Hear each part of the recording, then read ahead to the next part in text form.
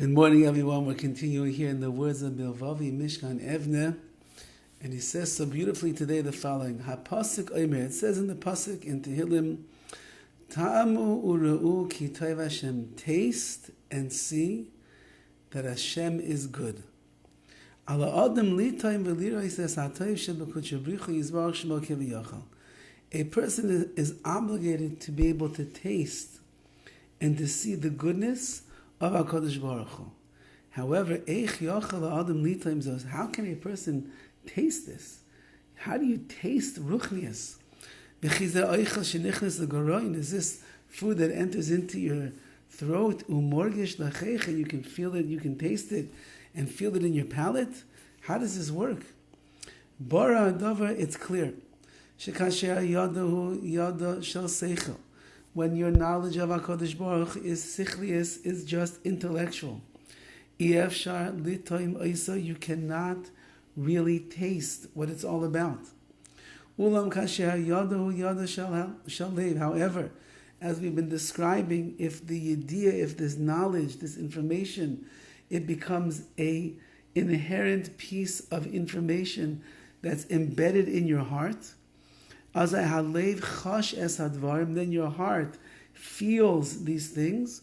It has an emotional connection, a real feeling to these concepts and these ideas. And then you will taste a pleasant, sweet taste of these ideas of Amunah, believing in HaKadosh Baruch Hu, knowing that there's a Bari Olam, there's a creator of the world, knowing there's Kirvas Elokim Litayv, being close to Hashem is good. You'll begin to taste the Rebbeinu Shalom and all of His goodness.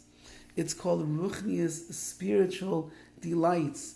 And until the ideas and the knowledge and the wisdom that's in your mind reaches your heart, you won't really be able to have the Geschmacke taste, the pleasure from all of these wonderful world of Ruchnias that Hashem is giving us.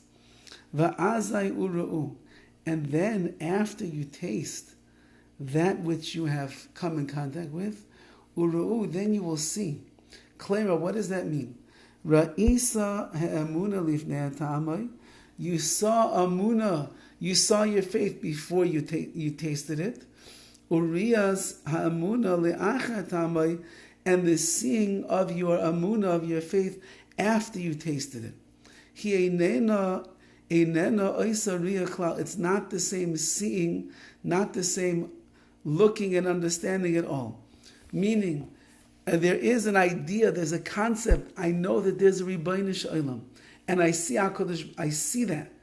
But once that I get it into my heart, and I have a real flavor and a taste, and a geschmack out of that, it's sweet and pleasant, and it's wonderful. I can be misyachis, I can connect to it in a real, true, panemius inner way. Then, and only then, the re'iyah, the seeing of the Rebbeinu Shalom and the amunah that I have developed for myself is much deeper and vaster and much clearer.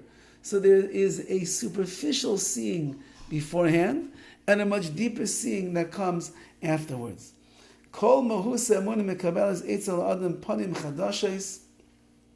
entire essence of Amunah is like panim chadashis. It's all brand new. It looks totally different once you reach that level.